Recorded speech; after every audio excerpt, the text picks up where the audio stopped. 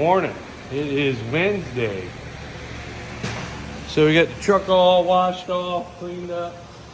I should have pulled her in here last night because it's got a lot of fog, so the frame's got a lot of dew on it, so we won't be able to paint it until it dries off.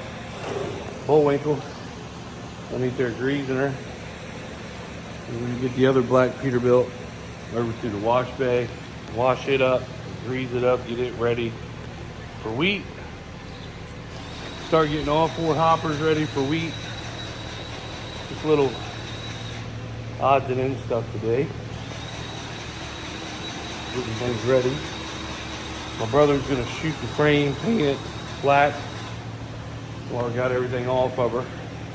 Tape up a little bit of the stainless and the chrome. Hit it real quick before we put the new 5th wheel plate on. But that won't be in until Tuesday. Right, Bullwinkle? Tuesday? When's the other 5th wheel coming in? Tuesday? Yeah.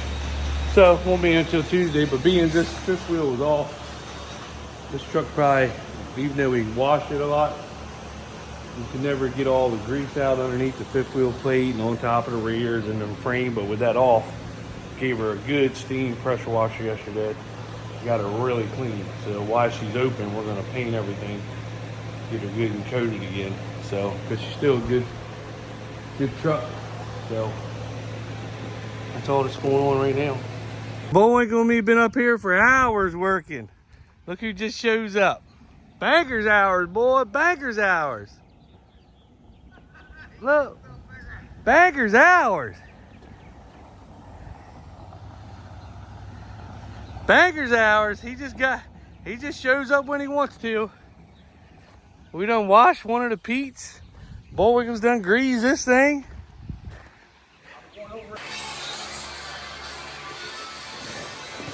He's getting her painted. Looking good. Looking real good.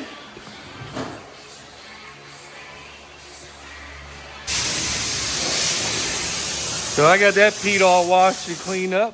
And I got that Pete all washed and cleaned up. So we're getting this done. And then me and Bullwinkle were on top. We had to fix the light. On top of her, we had to put a new bushing in there, so we're letting it dry. We put silicone around it, and then we're gonna put the light back on. So, getting some things done.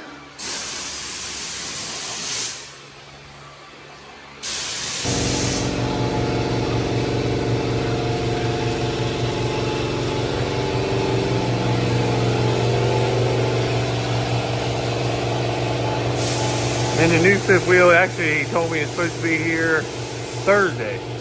So we'll probably put it on Friday.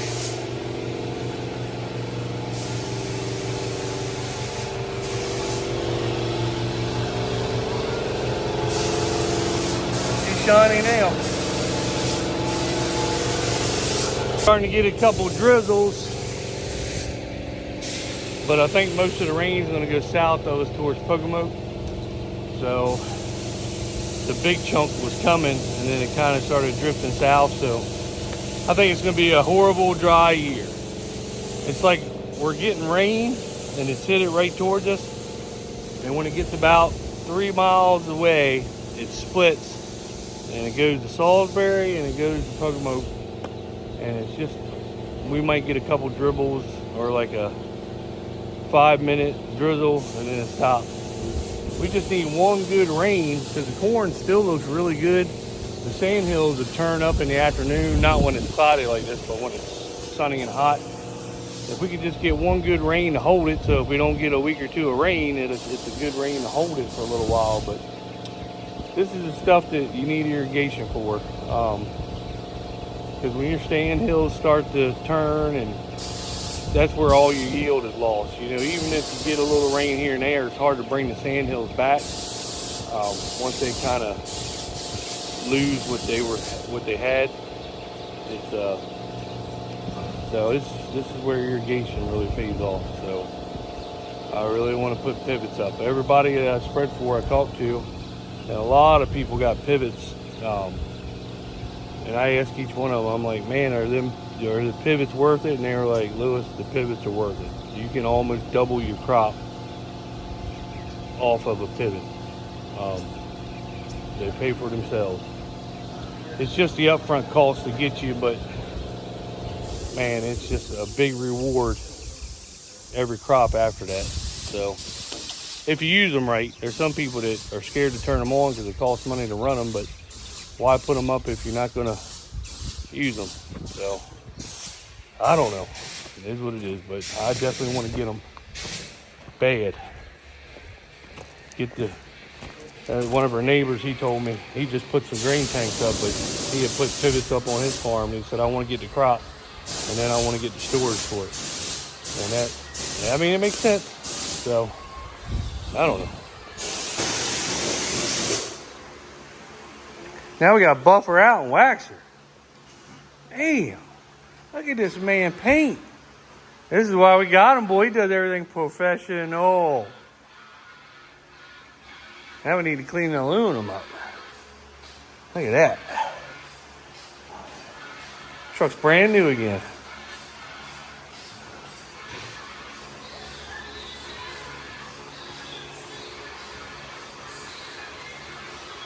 Oh, look at that.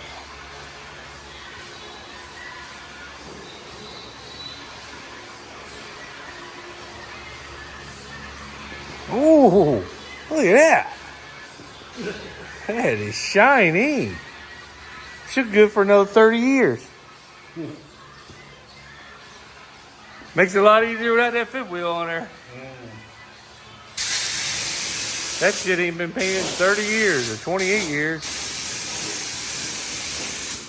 Look.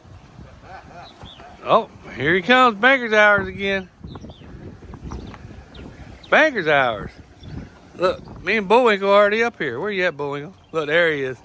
He's trying to be camera shy. Oh, look, there he is. There he is. All right, so Bullwinkle's greasing the trailer. You want to say hi to anybody, Bullwinkle? So this is one of them. This is 55. We got her pressure washed off, fluids topped off, greased. She needs a paint job on her. It's really windy today. We need some damn rain. Got the baler done. We got 97 done. My brother acided his wheels. He wants to paint the frame on this truck also, because she needs it. We slid his fifth wheel up for the hopper because she's so long. You got to have her slid all the way up. So he's gonna buff her out while she's in there. Paint the frame. We got that truck right there done. Frame painted, wheels cleaned off. The only thing we got to do is the fifth wheel will be in this afternoon, but we probably won't put it on till tomorrow. So she'll be done. And then we got to grease the 3 hoppers. There's 3 hoppers over there. We got to grease them. And then all the trucks will be ready for wheat season. All the trucks and trailers will be ready for wheat season.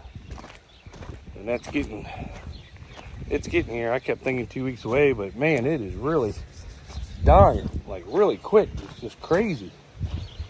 So that's good. Get this stuff out and get the beans in. And we'll be rolling with her. Another thing, I seen John Deere's laying a bunch of its employees off. Well, when you want to, like, we'd like to upgrade the sprayer eventually. They want $300,000, $400,000 or $500,000, depending on which sprayer you get for a used sprayer. Then they want $700,000 for a new one, $1 million for a combine.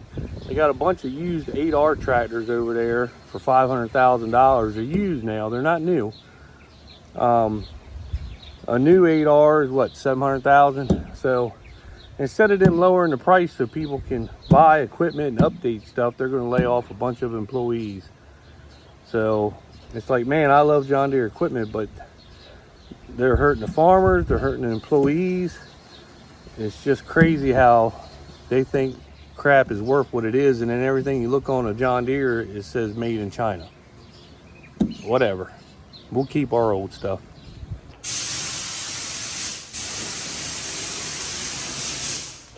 Yeah, I'm sure you can get that right at Napa too. Got the old frame shining. Showing off your work, boy. Look how perfect that is.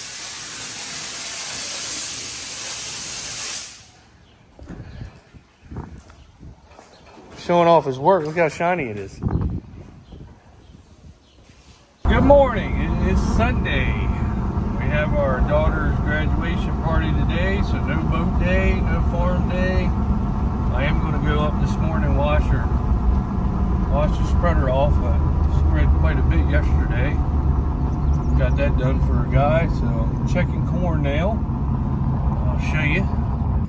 This is Seed Consultant 115 day. And it is getting pretty. This is the last corn that I planted right here. Across town anyway. I'm just checking everything across town before I bring everything back home. Make sure nothing needs a touching up or anything. But it looks pretty good. I did a really good planting job, whoever did that. So, got that planted, sprayed. I'm gonna go look at all the farms across town here.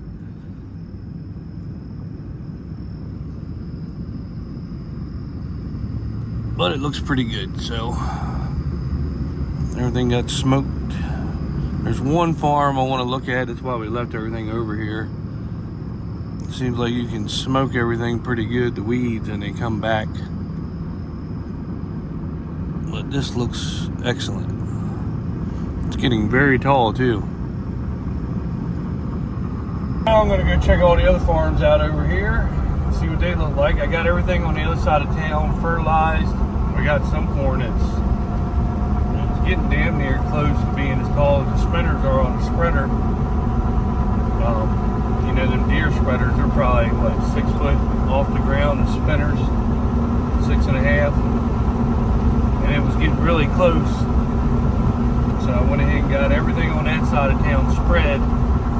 We're going to let everything on this side of town get taller before I go in there and spread it. We got wheat. I'd say there's some wheat that'll be ready within a week. So probably sometime later this week or the beginning of next week. Well, this is Sunday. Later, the week coming up, or the week after that, we'll be knocking some wheat acres out. Be able to get some beans in. Everything's ready to go. So yeah, we'll just get everything out, get everything hooked up, make sure everything runs right here pretty soon. We got to get the draper out. We haven't got that out yet, but the farm that we're going to start at probably is where the draper is right now. So we're going to probably just get it out there like a day early. Go through it, make sure all the sickles, dies, everything's good shape, and roll on with her. But the problem we're having now is we're not getting any rain. We've got beautiful corn, but what we're running into is no rain for the next 2 weeks, and we probably haven't had an inch of rain since I planted corn. We might get a little misty shower here and there. The other night we got probably a couple tenths, which we really needed, but then the next day it was 90 and the corn was turning up on the sand hills. You didn't even know it rained. We're getting to the point now where its yield drag is going to be horrible. We just need the rain, but I looked in the forecast for like 2 weeks. There's no rain, and every day is going to be like 88 to 90. So everybody else is getting rain but us. And it's like that every year. I've been talking about pivots for 25 years now, and we would have had them paid for by now and been reaping the benefits. And for some reason, we still don't have them up. We should have started getting pivots a long time ago, and I don't understand why we don't have them, but it's really hurting us now. Seems like the guys that have all the pivots are the ones that are updating their equipment, buying farms, because they're getting that good crop. It's just, for some reason, we need to start putting pivots up. I don't understand at all why it is, but we need to put them up. So, hopefully we get one up after this season, which we need them up this season, but hopefully we can start getting them up. Hopefully. See what kind of year we have anyway, but we definitely need them. Like, we got corn now, it's so beautiful, but these next weeks are going to really hurt it, make it look crappy. If we have pivots on it, it'd be incredible corn. But that's the way it is. So, I'm going to go check that. That was a 115-day seed consultant. I'm going to go check a 115-day over here at this farm. We planted all later season on this side of town. And then on the other farms, I got some 115-day decob and 115-day seed consultant. So we'll go look at it all, see what it looks like. I will say, all the corn looks good, seed consultant wise, and then the big farm that I planted, the decob out there, the 115-day, I think it was 65-20. I spread it the other day, and it even, nice dark green, looks good. Looks good all the way around. So, just need that rain, man. You get this good crop, and you just sucks. No rain, but that's farming. Alright, enough of that. The video ain't gonna be very long today. We were cleaning up trucks, painting frames on trucks, getting hopper bottoms ready. We did get the fifth wheel plate for the one black Peterbilt. That's gonna be put on tomorrow, Monday. So then she'll be ready to go. We'll get her hooked up to a hopper. The baler got done, the combine's done, other than pulling it out, just running her. We never turned the separator or anything on. We just kind of got everything done. I did blow the radiator out and wash it out, but I'm going to give it one last blowout again before we get going, because if it's going to be in the 90s, if we're going to be running that draper, cutting her low for baling straw, it's going to put a toll on her. When you're bringing that much product in through her, she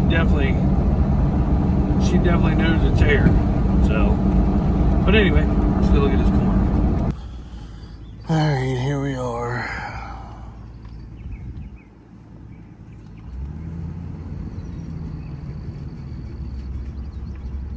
Make sure all this got sprayed pretty good. This is a farm we have a problem with. You spray it, and it seems like it doesn't take no time for these weeds to come back. But I mixed her pretty thick this time.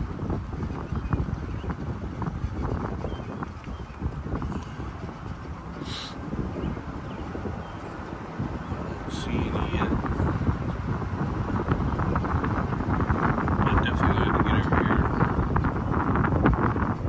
Put some fertilizer on her, some ESN. We're trying all dry this year.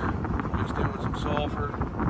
Normally every year we dribble, but because we got the spreader, we wanted to go a different route and just try it one year, see what the difference is. It is a little bit more expensive, but it's supposed to feed it longer. You won't have any problem with any evaporation or anything.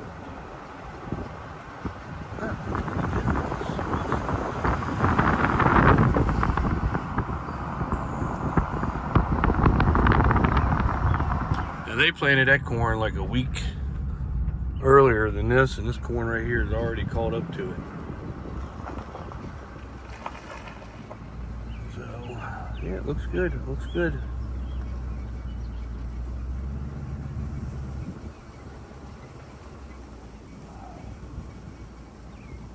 But looks good all the way back. Let's just hope it stays that way. It's pretty much closing up, so it should shield it from anything coming up through it.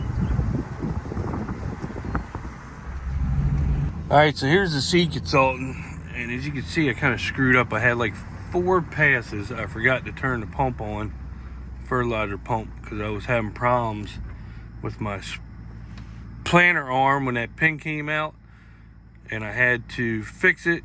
And when I did, the pump timed out, and I forgot to turn it on. But you'll see the difference, right? Look at that line.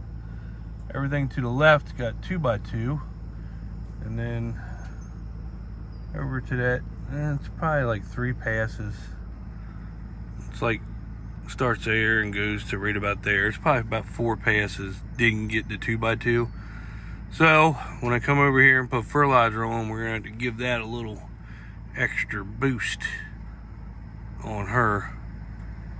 But you can tell a difference. That's what the difference in a 2x2 system does. I mean, it's clear as day how much it helps you and helps that corn get going. And you can't really see it in the picture, but the other corn is probably about 3 to 4 inches taller. But that's when crap happens and you forget to turn stuff on. So, but you can see there's 1, 2, 3, 4, 5. So there's 6 passes just in the top of my head. And you can see right here where it did it at. Right there, you can see that line. I think that's where she broke that pin.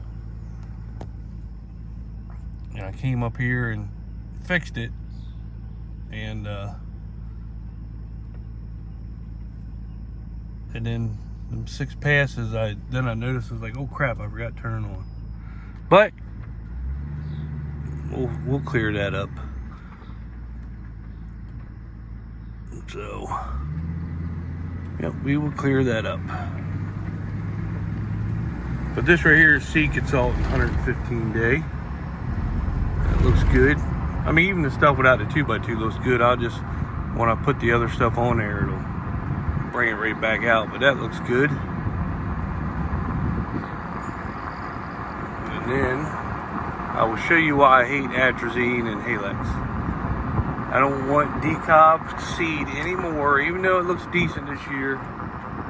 If it ain't Liberty Link, I don't want it. Because when you stop at a corner with the sprayer and you get a little bit of overspray, it does, let me get off the side of the road over here. You can see it right there. It will kill. See that little bit right there, that yellow? There was corn there. There's also a spot somewhere right in here where I stopped to get adjusted to this corner, and you do a little bit of overspray and it hurts it. And I despise that. I am a Liberty guy, Liberty and Roundup for spraying over top of corn or anything else. As long as you wait, spray it a little bit right before the corn blows, because it smokes everything and doesn't come back.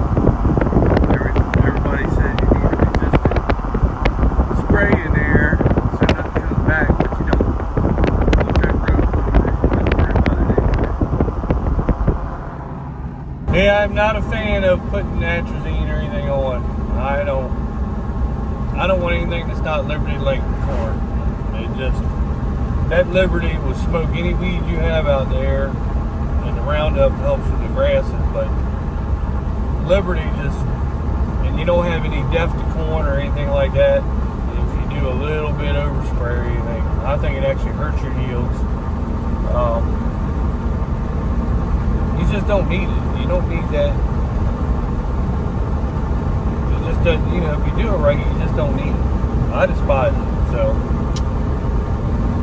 that's why I hate planting decob corn. Pioneer's got Liberty Link too. But decob corn, if for some reason they don't have that trait, and I despise planting it, despise it. And I don't want to plant it. So, but we'll go up to the farm, I'll show you the trucks. 105 day Seed Consultant.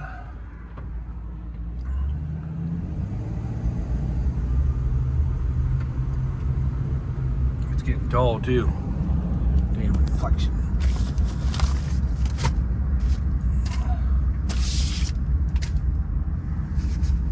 hold on. Let me get all this off of here. There you go. Looking good, looking good. Just need some rain. It's gonna look bad here in 2 weeks if we don't get rain. Got some wheat.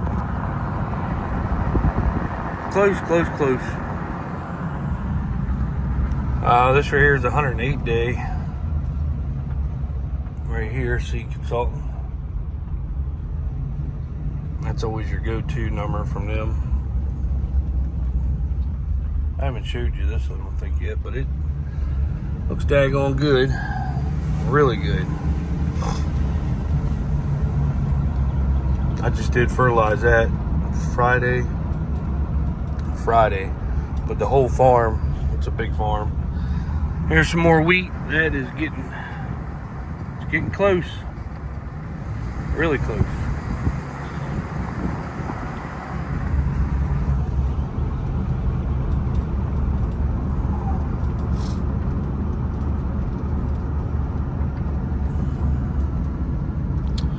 And this right here is I think it's 108 day. This whole farm, it's a big farm. It's got 108 day on it. That sandhill right there is going to start seeing problems. You can see that big hump.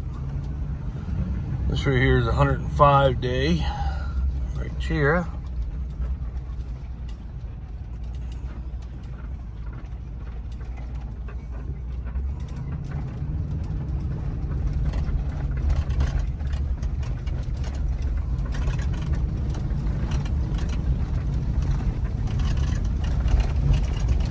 Going down the runway, need to get rid of this, put a pivot up.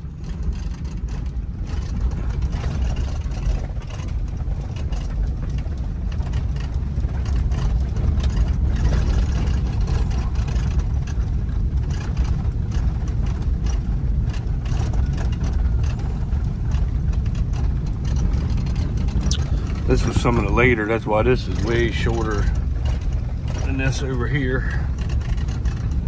I think there's 115 day in the backfield, 108. This right here is 105. I just did fertilize this and this. Really tall corn.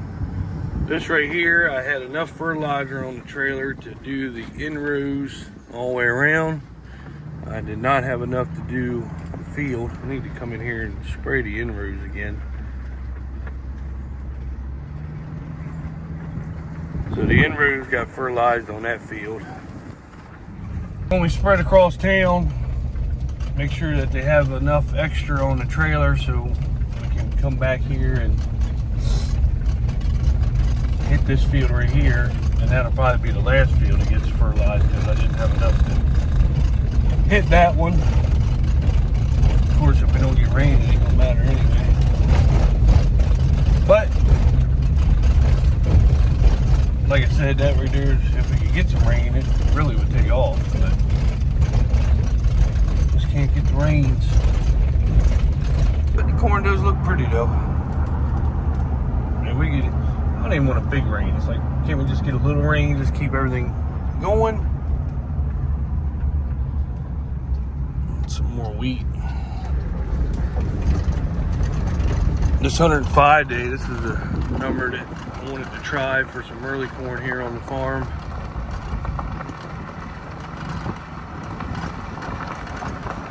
Planted 3 fields of it.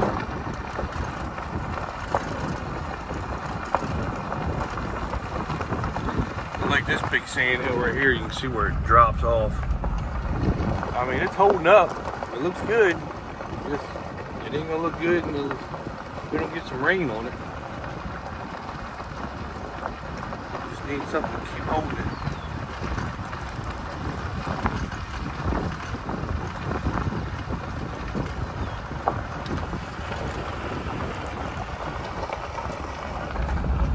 But that field, and this field is all 105 day. So I just wanted to try a little bit more numbers this year. Went from early, I think 104 on up to 115 day corn. try it, see what it does. Spread it out a little bit so we can get going early up here cutting and just work our way around. So, I don't know. But it looks good though. Maybe it's cold.